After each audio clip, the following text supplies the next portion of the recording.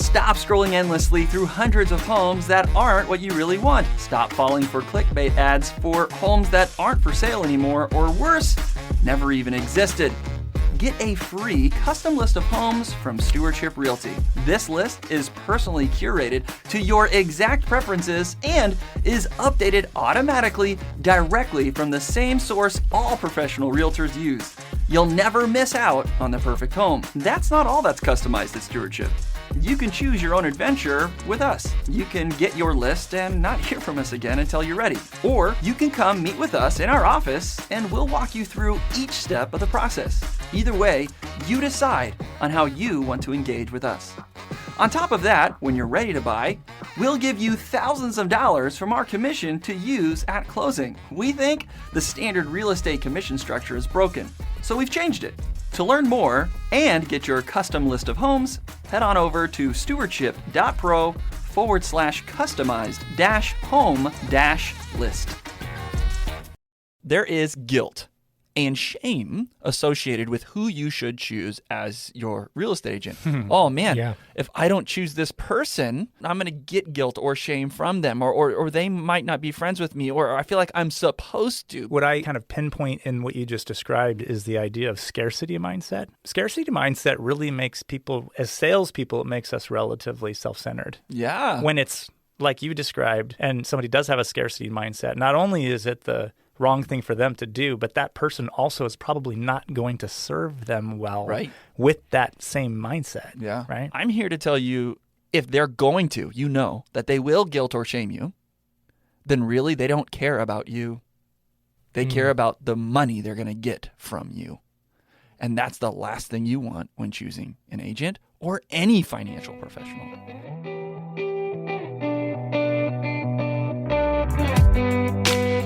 Welcome to the Stewardship Podcast, where we help you understand that stewardship is about more than just your finances. My name is Daniel, and I'm joined today by Grant Padma. Hello, Grant. Hello. Hi, and we have invited a very special guest back to the show, Mark Shipley. Hello. Yeah, so I don't know if I've told you this yet, Mark, but I get feedback from time to time about our content that we produce, whether it's a video or a blog or a podcast. And your podcast episode that you were on last time when you talked to us about selling a home and how to be a good steward of that process. Recently, I've gotten a lot of really good feedback about that episode in particular. So I'm very excited to have you back on because the information that you share, I think, does really well in podcast format. And a lot of people, it makes them think like, oh, you know what? Yes, I do want that in that particular process. And this does help me become a better steward of that. So I'm pumped about this. That's very cool. Yeah, that's going to be great. So today we are going to be talking about the process of choosing the right realtor to work with. How do you choose?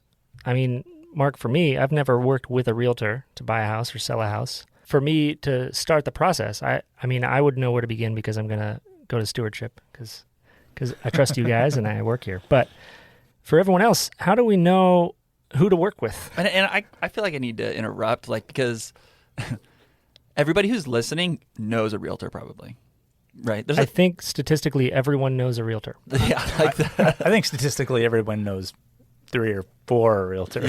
Yeah.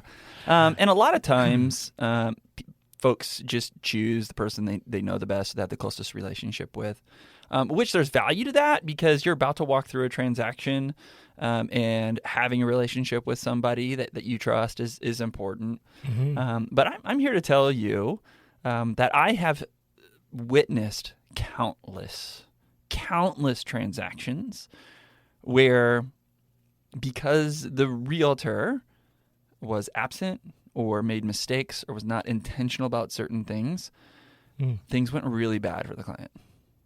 Sadly. Yeah. Now, I'm not saying that all realtors are bad. I mean, Mark Shipley is a realtor. I own a real estate agency, right? So obviously I'm not here to say that. But what I'm communicating is that you are not being a good steward of choosing your realtor simply by picking your aunt who you know does real estate. And this podcast is going to challenge people. And hopefully this podcast does more than challenge people, but makes people think through like, oh, yeah, this is important. And this is a process I need to be a better steward of. And hopefully people can be encouraged after being challenged. That's my hope. So I have a thought. Yeah.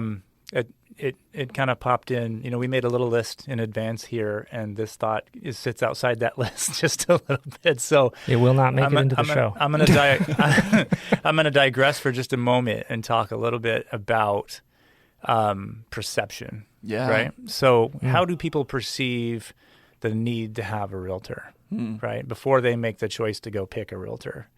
And when I say perception, I think that people, when they dream about the process of buying a home, they dream in mostly optimistic terms. Yeah. Right? They don't dream in pessimistic terms. They dream in optimistic terms, like what can I get? How can it go? They dream about, I find a house and then I get into contract on a house and it's perfect, and then I move into the house and I plant some little daisies and I have a little child and I get a raise and I have a white picket fence and then I go on about my life. And, I live happily ever after, right? And so people kind of think of the process that way. And they don't really think about problems and challenges and difficulty in the process of buying a house. Now, for a lot of people, they'll stop and think about it and say, well, okay, yeah, so maybe the first version is a little optimistic and you do need somebody who has some expertise. But then you come off of seasons like we've been in the last, 4 or 5 years. It's been a pretty aggressive, upward mobile market, right? Prices going up and lots of transactions happening. And there's this kind of idea or thought that can enter the marketplace that a realtor's services has become commoditized. You guys know what I mean by that? Yeah, totally. So it's this idea that you're kind of a placeholder. You don't really bring any real service to the table. You're just sort of a necessary evil almost. They've got to be involved in the contract to get some basic mechanical things done. I found my house on Zillow anyways, and I just brought it to my aunt who is an agent or whatever, right? Yeah. So isn't a realtor just an administrative guy? Yeah, they're just doing the contract. Yeah, writes the piece of paper and opens escrow, and what else do they do? I don't really know, right? But you need one, right? Right. So it kind of reminds me of insurance a little bit, right? Like nobody wants to buy insurance. No.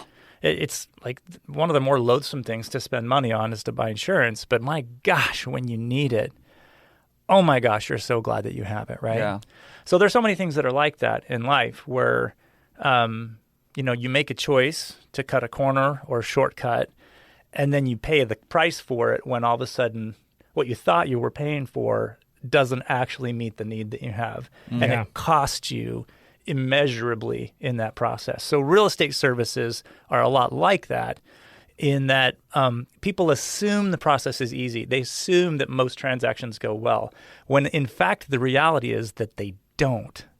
I've often defined for clients that a real estate transaction, when you break it down, is nothing more than a set of problems that have to be solved, right? And you say that to a buyer client and they're like, oh, what do you mean? I thought I just picked the house. Yeah, so it's a set of problems to be solved, and my job as a real estate agent is to make you experience the process as though those problems either don't exist, or another analogy I've used in the past is a baseball analogy, right? If you took an amateur and stuck him up in front of a pro pitcher who was throwing a 110-mile-per-hour fastball, and the ball came straight at their face, it'd probably, smash their nose in at the very least and send them off to the hospital. But as an intermediary, I can step in front of that fastball and I can catch it with the appropriate tool, and I can take the ball out of the glove and turn around and hand it to my client softly so that they don't get smashed in the face by the problem, right? Yeah. So again, when I say a transaction is a set of problems to be solved, my goal is to solve them in such a way that my client ends up having this really, really great experience. And that is invaluable to the client's interests. Yeah. So, and sometimes people just do have those really good experiences, and then they think, well, did I need you or not need you? And then I guess, communication becomes essential in that process so that they understand what you're doing behind the scenes and how you're serving them. And the fun thing is, based on some of the stuff that you've outlined that we're going to talk about in this episode, not only are people going to learn how to be a good steward of this process of choosing the right agent, but they're also going to learn a little bit about some of the stuff that does happen behind the scenes. And some people are just going to find that interesting. Now, there is another reality, that there is guilt and shame associated with who you should choose as your real estate agent. Oh man, if I don't choose this person, they're going to be upset at me. I need to choose this person to be my agent because if I don't, I'm going to get guilt or shame from them, or they might not be friends with me, or I feel like I'm supposed to because I'm in a relationship with them. I'm here to tell you this. If you choose an agent or anybody to work with just based on that guilt or shame because you know that person will get guilt or shame you, you shouldn't work with that person. And here's why. If they're going to, you know that they will guilt or shame you, then really they don't care about you. They care about the money they're going to get from you. And that's the last thing you want when choosing an agent or any financial professional. Look, I'm just going to be honest. Daniel, Mark, there are times when people come to me and I've heard that they've used somebody else for a home loan or for real estate or investments or insurance, right? Yeah. And I don't get mad at that. My first initial question was, did you get served well? How was that? And if they did get served well, I celebrate it because that's what matters. And even though we own a real estate agency, we're telling people how to choose the right realtor, and we'd be honored for people to use us. What matters most in this podcast episode to me is that you listeners learn how to be a good steward of this process so that you can pick an awesome agent out there. And there's a ton of them that are awesome, like Stewardship Realty, but I want you to get served well. And hopefully, when you're going to choose an agent, you don't have to deal with that guilt or shame because you know that that's selfish and that you can choose somebody who's awesome, who is going to serve and love you well. Short of just saying that it's flat out unprofessional, right? What I would say, what I kind of pinpoint in what you just described is the idea of scarcity mindset. And scarcity mindset really makes people, as salespeople, it makes us relatively self-centered. Yeah. Right? If you don't believe where that the next meal is going to come, it's really hard to sit in confidence and give somebody really objective advice that doesn't somehow, benefit them a little bit. Yeah. Right? And so their desire to influence you to work with them. I mean, there is some real sales at play there sometimes. And sometimes things are equal and two people are equally qualified and the person who's the best salesperson should win. Right? But when it's like you described, and somebody does have a scarcity mindset, not only is it the wrong thing for them to do, but that person also is probably not going to serve them well with that same mindset. Yeah. Right? So the guilt and shame is that they're going to put on you reveals a little bit of how about they might respond in the transaction if or probably when adversity comes, right? And that's not good. Yeah. And I'm excited about this episode because I think some of the details we're going to line out are going to be awesome. But as many of you guys know, at Stewardship, we do real estate, home loans, insurance, and investments. And we not only want to share with you how to be a good steward of particular things, but we want to share with you a 1-minute money tip. Let's hit it with it.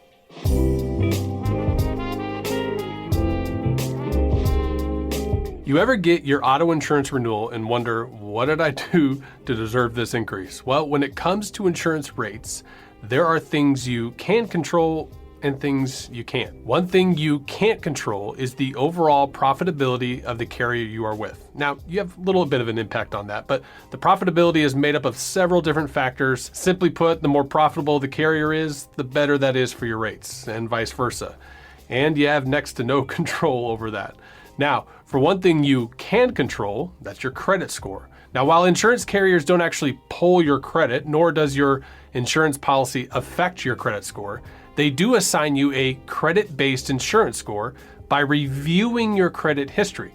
Credit-based insurance scores, among other things, are designed to predict the likelihood that you'll file an insurance claim.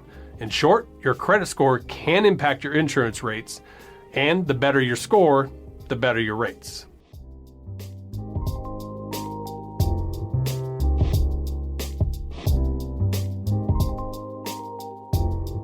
So at the risk of being a little self-promotional, if you do have a family member who is a realtor or a close friend who's a realtor that you don't know how to tell them that you're going to work with someone else, We do have a podcast about how to have difficult conversations. Yeah. So I'll put a link to that episode in the description. But yeah, as we've said, if they're going to guilt and shame you, then they may not represent you in the best way. And so at the end of this episode, hopefully you'll be provided with some practical wisdom and some kind of criteria of things to think through as you're looking for a realtor and working with people.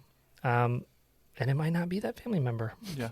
So, hopefully it is. Like, hopefully Yeah. that family member is really awesome and is able to do all of these things really, really well, you know? But if not, this helps you understand who to choose. yeah. All right. So, Mark, you've given us a great list. It's not like a checklist per se that people need to go through to hold up Right. against who they're considering working with. Right. That's not how this works. We were talking yesterday about kind of how to even frame this episode, and I was like, well, how do you know if you're working with the right realtor? And you helped me see that's not even quite the right question to ask. Like, it's not a checklist type of question. I mean, there are people out there that would, happily take a list of questions and go sit it in front of 5 different agents and ask them all these questions. But for a lot of people, that'd be very confrontational. Yeah. I would argue that the process of picking a realtor is really a lot of common sense, right? It's really about feelings.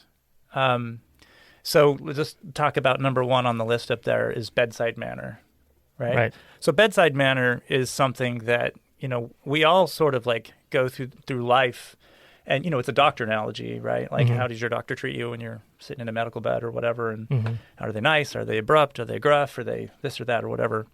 But, we have experiences with, quote unquote, bedside manner at the grocery store, right? The checkout clerk, or with, the pest control guy that shows up at your house, or the contractor you're using to remodel your master bedroom or whatever. And everybody kind of knows the experience they're looking for in that regard, right? The person that is kind and communicative and sets boundaries and follows up and, does all the things that how we want to be treated, like we try and treat others how we want to be treated, right? Yeah. Those things show up, and it's not rocket science specifically designed for real estate to know what good bedside manner means. But sometimes I think that we can kind of like use a checklist of things that we hope, like, do you have area knowledge about the particular neighborhood I live in, right? And that might become more important to you than, is this guy nice? Yeah. Is he kind? Yeah. Does he communicate well? Yeah. Does he treat me like an idiot when I ask him questions? Yeah. So bedside manner is one of the more common sense items on the list that, really people should use it as an immediate red flag. Yeah. Yeah. Because it is, as good as somebody might say that they are, if you can't get comfortable with working with them, they're just a bad realtor for you right out the gate. Yeah. Right. It doesn't mean they're a bad realtor. They may be Correct. great at every other thing we're going to talk about today, but if you and them can't get on the same page and communicate, it's not going to be a good process for There's anyone. nothing wrong with water, and there's nothing wrong with oil. But when you put them together, they just don't mix, right? Yeah. So that's the idea, is that, you need a good matchup, personality-wise, communication-wise. Some people are super laid back, and they need somebody super laid back. Some people are high D-driven decision makers, and they need somebody who can snap to it, right, and get things done. And there's different styles out there, and so that would be, point number 1 is to make sure that you can communicate well, and that you're going to be comfortable working with that level of communication. And value system even comes into play in that, right? And beyond what you're communicating about, hey, is this going to be a good fit for us relationally through a transaction? Because that's really what you're figuring out. It reminds me a lot about some of our conversations that we've had about emotional intelligence, right? And to define emotional intelligence, it's how aware of others are you, and how aware of yourself are you? Is the person that you're going to work with self-aware and others-aware? And if they're really good at those two things, they're likely going to have great bedside manner as well. And I think this is great advice. Yeah, Mark, you mentioned that some people might like to have a checklist and sit down with 5 realtors and interview them, and it just made me think: is it standard and is it acceptable for me as someone who's never even chosen a realtor to just meet up with a realtor and talk before even beginning to engage in, I want to sell my house? This is such a good question. Absolutely. And I personally would even encourage people to resist the idea that that first meeting has almost too much structure to it. So, for instance, if you're planning to sell your house and you want to sit down and meet with that realtor, and the realtor pressures you to do it at your house, and you feel a little weird about that, maybe that's a situation to back away from, right? You want a comfortable environment to be able to just, ask some questions and get a kind of feeling from the person and see whether they're right to work with without feeling like really quickly you're going to get your arm twisted up behind your back. That's great. Yeah. So if I'm getting ready to look for a house or to try to sell my house, I may, and I don't have a realtor already lined up, I may want to find a few online, check out their online presence, and then set an appointment with each of them over the course of a couple weeks. You might be playing Russian roulette if you're finding them online. Yeah. Okay. So a better suggestion would be to ask a few friends or family members for a trusted referral. Mm-hmm. Trusted referral is always going to be a better place to start. Mm-hmm. Yeah, and if you already have a relationship with a lender, perhaps if you have a mortgage guy, right? Absolutely. Hey, who's your favorite realtor? Because I didn't want to work with the last one again, or whatever. Maybe some people really overlook that idea, right? They look into the purchase process and they see, oh, well, I need a realtor and I need a lender. What difference does it make whether either of them have worked together in the past or know each other? And one of the benefits we have here at Stewardship is we have this term we call a hand-in-glove relationship, which we kind of use, from a marketing standpoint, but it's got real weight behind it in terms of the truth of it, right? That when you ask a lender for a realtor referral, they're going to refer you to somebody that they have an active working relationship with, which will make the problem-solving process going through the transaction much smoother if everybody's kind of on the same page and they have experience with each other and those kinds of things. Great. Yeah. All right. I'm not going to be Googling realtor in my area then. I'll be asking around. So the second point here we have is shepherd the experience. A good realtor should be able to shepherd the experience, which I think sounds really nice, but I don't know what it means. Well, there's 3 points up there that kind of go together. So shepherd the experience. The next one is to, a realtor should be able to make a process seem simple and comfortable, even though it may be very complex and overwhelming or uncomfortable because it's overwhelming or because there's a bunch of unknowns in the process, right? And as fun as it is to think about a real estate transaction, there is a lot of overwhelm there. So this is huge, yeah. Mm-hmm. And then the third point there is process-driven. So every realtor you work with should have some kind of process for you to step into. Mm-hmm. And so all 3 of those things kind of go together. So when you say shepherd the experience, I think of like an orchestra conductor, right? Okay. Because, some people don't really think ahead of time about how many people get involved in a real estate transaction. So you've got the realtor, the lender, the home inspector, the termite guy, a contractor, a plumber. Afterwards there's security alarm guys calling you, and there's any number that I heard it once said there's as many as 13 different trades involved in a real estate transaction, depending, like sewer inspection, and it goes on and on and on, right? And so I think of the analogy of a orchestra conductor, because they've got the wand up and they're like, you first and you second and you third, and everybody's working together and it's all getting done when it's supposed to get done. And nobody on the podcast can see me waving my arms around. It's kind of funny. We can imagine. Oh, yeah. But, when you're shepherding an experience, another term we used in a previous conversation was this idea of being a safety net underneath the entire process, right? I think of like a trapeze artist. At any time, no matter what they're doing, there's this safety net that's always underneath them. So if something happens, the safety net catches you and the problem gets solved and it's moved back into line or whatever. So that's what shepherding the experience is really all about. Plus, it's also, it has this idea of kind of a loving father, right? So it's not just this sterile, like robotic thing you're going through. This is somebody that you trust and you'll build a relationship with, and that you might care about at the end, and they will definitely care about you, right? And so a shepherd is somebody that has that kind of softer edge to it, but then has all the skills to keep all the pieces together and move everything along. We just finished a meeting with the mortgage team and real estate team prior to coming in to this podcast. And as we're talking as a team of how to create even better experiences for clients, one of the examples that I gave is we don't just drift into a transaction, we're going to design things. So part of that meeting was to intentionally design even more things that we could do to create a better customer experience. And this is something I do as part of my job every year at the Founders Retreat, when meetings with teams, we're always trying to turn dials and make things better. And in that meeting, I gave an example of what Mark has done in my experience with Mark over the last 20-some years.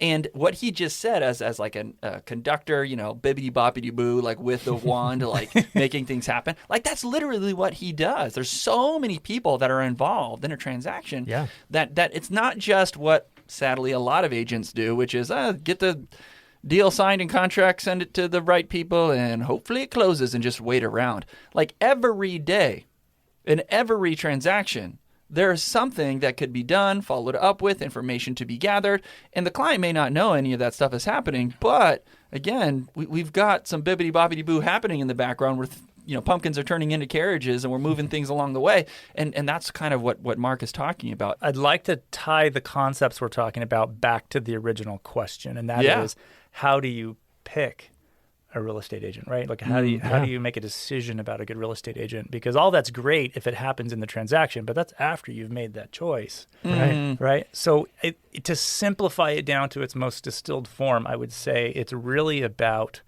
really good, solid expectation setting and communication. Right? So if you're evaluating somebody as to whether or not they'd be a good agent, you're asking about their experience, or you're asking about recent transactions, or a friend of yours that they worked with. Why did that go well? Why did it go bad? Or whatever.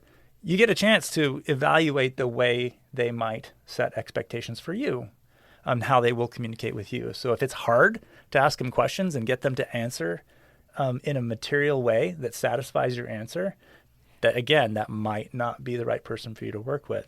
If you get a sense that they would do a good job of setting expectations for you and then following through and communicating well, then those would be really great points. So if they can give examples and they're not scared of talking about potential roadblocks that might be a part of the transaction in the future and how they plan to overcome those objectives with you, that might be somebody who's going to shepherd the experience, right? That might be somebody who has a process that they're going to go through.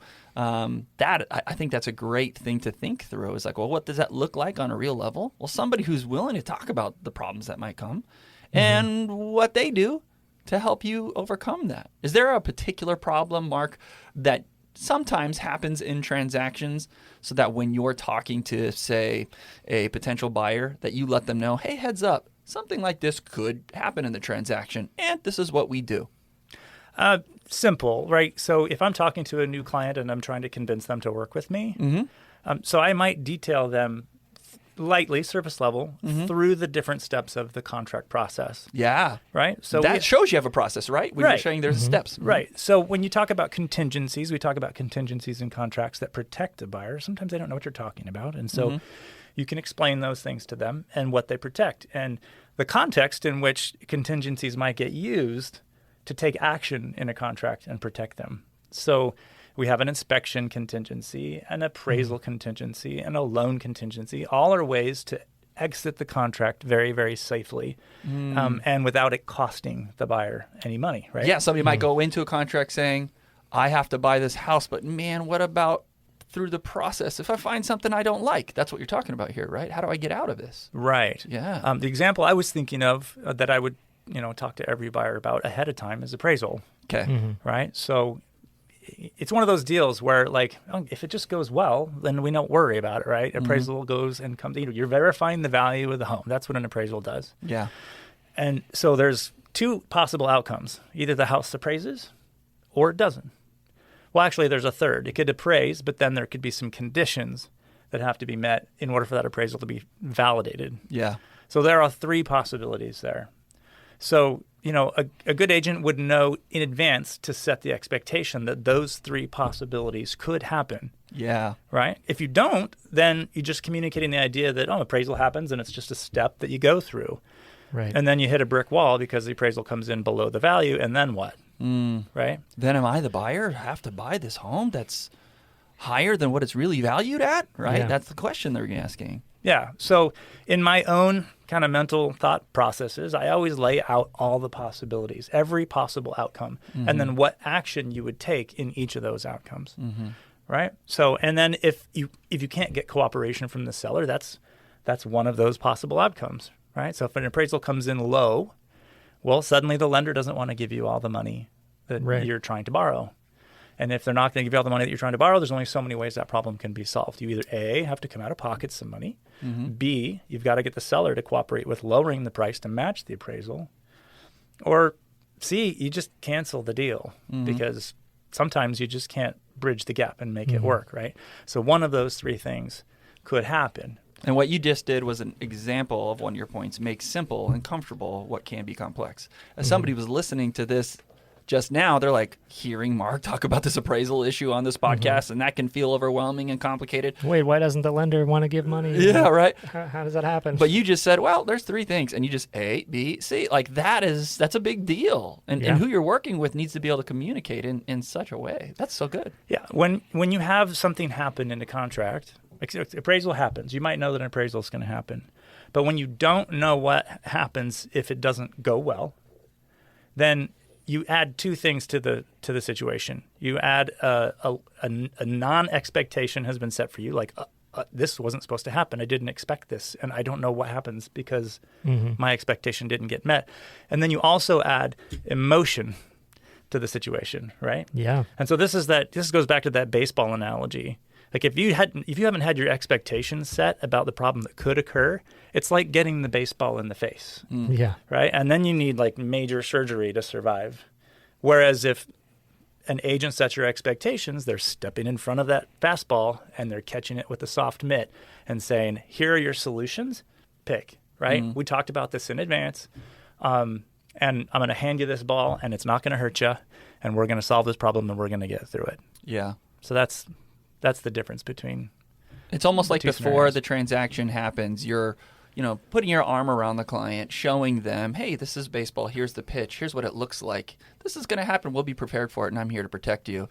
Instead of going in a contract and just throwing him in the batter's box, like that's tough. That's rough. There's also two perspectives, right? One is the 30,000-foot view, which you kind of talk about up front. Yeah. You fly over the whole transaction and explain the major building blocks. And then there's the helicopter flying right over the top of the treetops, right? Yeah. Where you're moving through each step and reminding them what you've already talked about one time, right? Like, okay, we're coming up on that appraisal. Remember we talked about the possible options that could happen as a result of appraisal. We hope everything will go well, but if it doesn't, here's the path that we're going to be on. Yeah. So we've done a great job talking about bedside manner and emotional intelligence, shepherding the experience. Okay, what does that really look like? It's making simple and comfortable what's complex, making sure there is a process, communicating ahead of time what issues could be there and what you're going to do to overwhelm them. But you also have another point in here, Mark. Knows how to play well with others to negotiate benefits for the client. It's kind of funny to think through, but dang, that's important. What does that sound like? What does that look like in reality? In a word? Yeah. Kindness. Yeah. I mean, you really, like, and let me say two words: kindness and confidence. Okay. Right? Because when you put the two together, you disarm people. And that doesn't mean you have to be preparing to manipulate them, right? But when you're kind and you're confident, people submit to your authority. And that's not just your clients. That could be the other agent in the deal. That could be the lender in the deal. That could be the home inspector. Like if you're trying to figure out how to coordinate schedules and things are tight and someone's not available, a relationship and kindness and respect can get you at the front of the line, right? In negotiating, one of the things that is super valuable to me is that kindness and confidence produces is rapport. So when you have good rapport with the other agent, I don't know what it is, but the more of that you have, the more information they'll give you. Yeah, and some pushback on this might be, well, hey, this is a contract, this is a negotiation. I want my agent to go in there like a Rottweiler on rabies and go nuts, right? Right. But here's the problem with that. Honey goes a lot further than vinegar in most situations. But then you just mentioned rapport. Mark, how many times do you find yourself in contract with an agent that you worked with a few months ago or a few years ago, and you have previous rapport, not just in the transaction, but in a previous transaction, and now negotiations for your client go a little differently.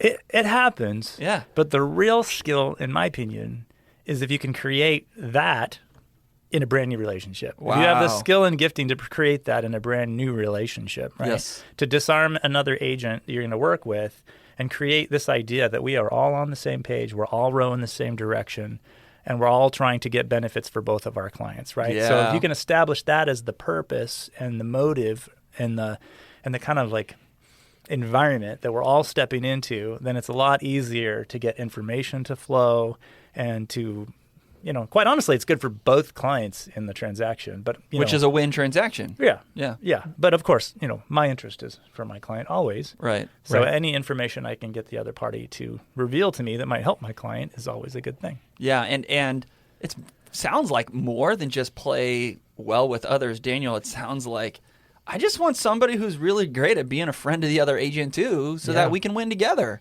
Yeah. Yeah. If I'm going to buy a house or I'm going to sell my house, I am one half of a transaction. Is in a home purchase transaction, is there a winner and a loser? Ooh. Or could there be another option?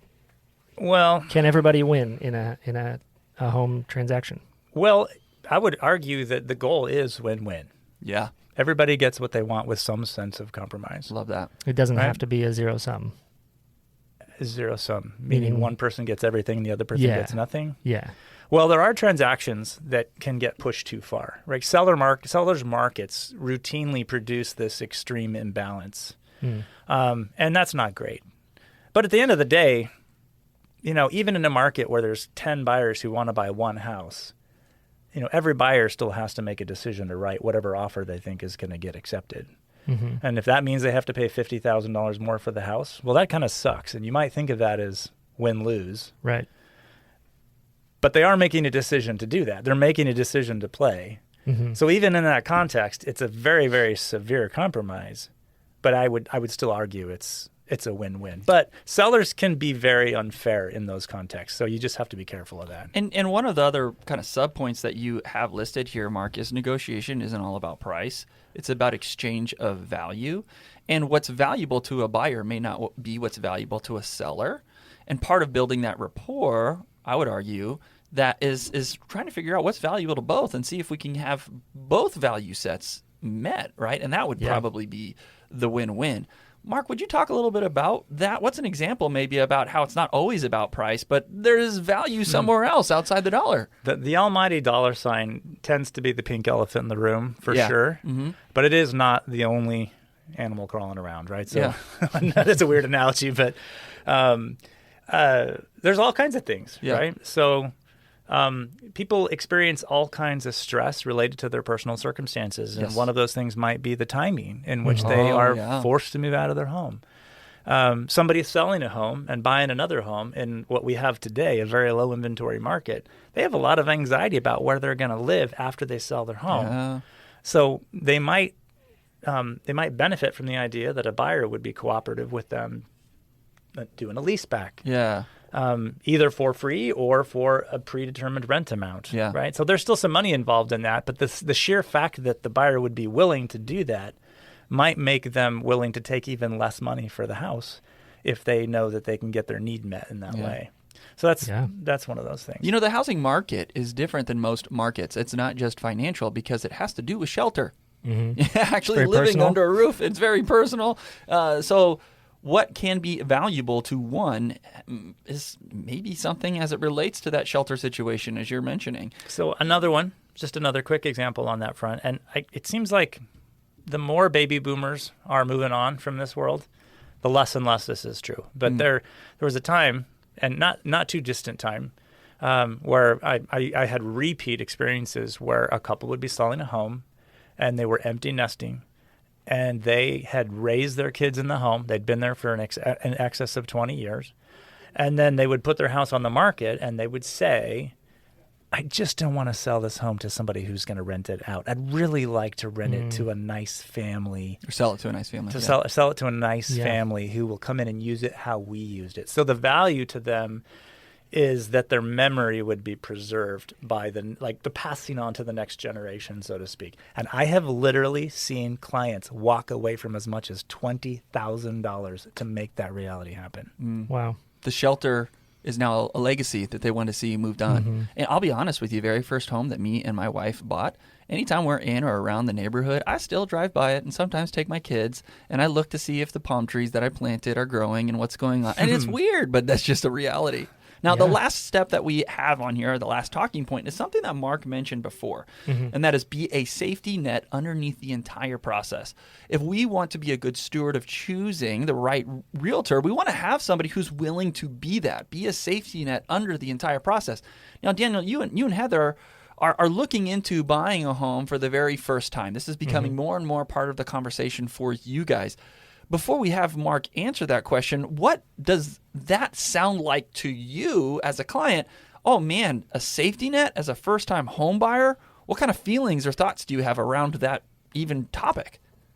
Yeah, as you mentioned, it's dealing with shelter. It's dealing with where my wife and daughter and I are going to spend a large portion of our time. This transaction is important to me. Just like when buying a car, like you look at the value of the cars and everything and the features, but I also think about safety. I want my family to be protected. So in the context of a realtor, someone who's a safety net is somebody who's going to know about things that could go wrong, like we've talked about. Know those pitfalls ahead of time to help me watch out for them.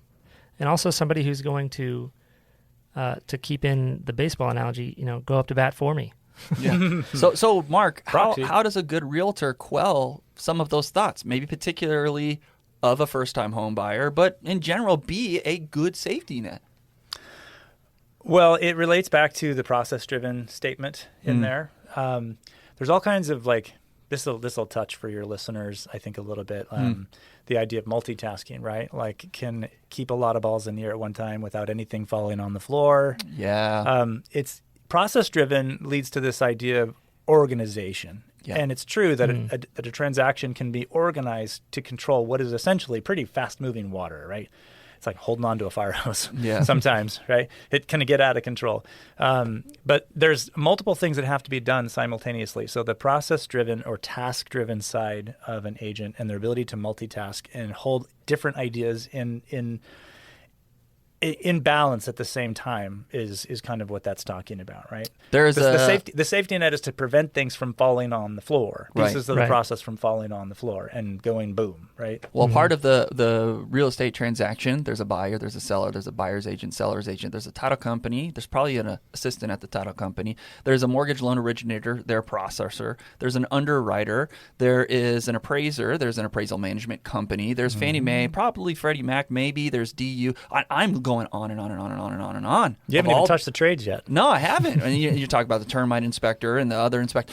All of those things are all the balls that are up in the air. And as I say that, I'm looking at Daniel. His eyes get wider, like, oh my gosh. I don't want to talk to all these people. Yeah, exactly. So who, as an agent, is not only willing to have a process to manage all those balls in the air and know which one gets thrown which direction at the right time to create the best, but if somebody makes a mistake, because we're all humans and mistakes happen, is the agent willing to be that safety net to catch that and to protect the client and to ensure that the things move forward properly?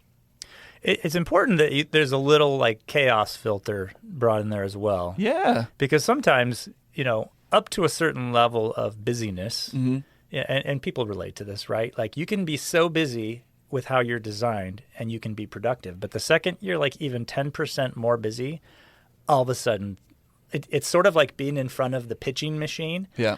And one's coming every 30 seconds. I can set up and prep for that and I can hit the ball, right? And all of a sudden somebody sneaks in there and cranks it up to one every 15 seconds and then one every 10 seconds and then one every 5 seconds. And next thing you know, balls are coming at you so fast that all of them are falling on the floor. Yeah. And you can't even hit one of them, right? It's why I have so much pride in what we do here at Stewardship. Daniel, you're here as a media producer doing so much for the team, and we're able to produce some media for our real estate team and have done that lately, right? We have people behind the scenes that nobody even know about as it pertains to Marshall, who's doing a lot of our database management and automations and process workflows to help with some of those systems and processes. We have Brian Baker, who's here as our chief operating officer to make sure things go smoothly. We have Sam as the executive belonging. We have Don, we have all these people that are part of the team behind the scenes that clients sometimes don't even know about, right? And that is super helpful to ensure that our real estate agents don't get overwhelmed with stuff that doesn't matter, so that they can then focus on loving people in the transaction. They can focus on being that safety net. You know, Grant, people ask me all the time, past clients, so how's it going over there at Stewardship? And what I tell them is that the reason I came over here is because of those things. I love it there because these things are true. Yeah. I used to be that agent I just described who I could muscle up and I could get a lot of work done until I couldn't. And I would take on too much, and it would be like drinking from a fire hose. And then my health would suffer, my transactions would suffer, my clients would see it.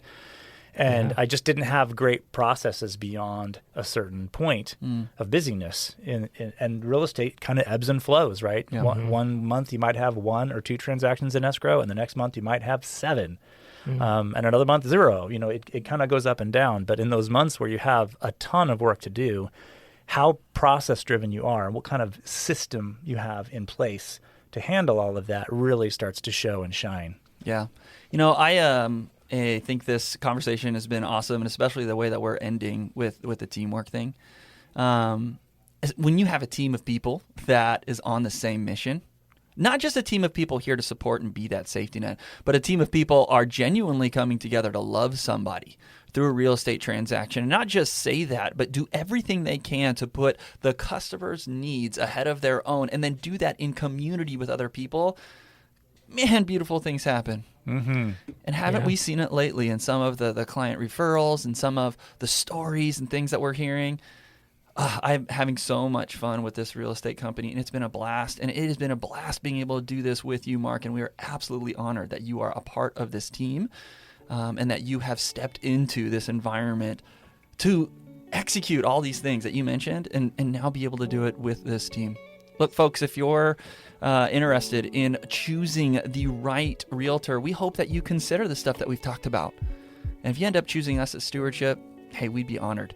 But if not, we hope that you're able to find somebody who's able to do the things that Mark outlined in this episode. Thanks again, and we'll talk to you soon.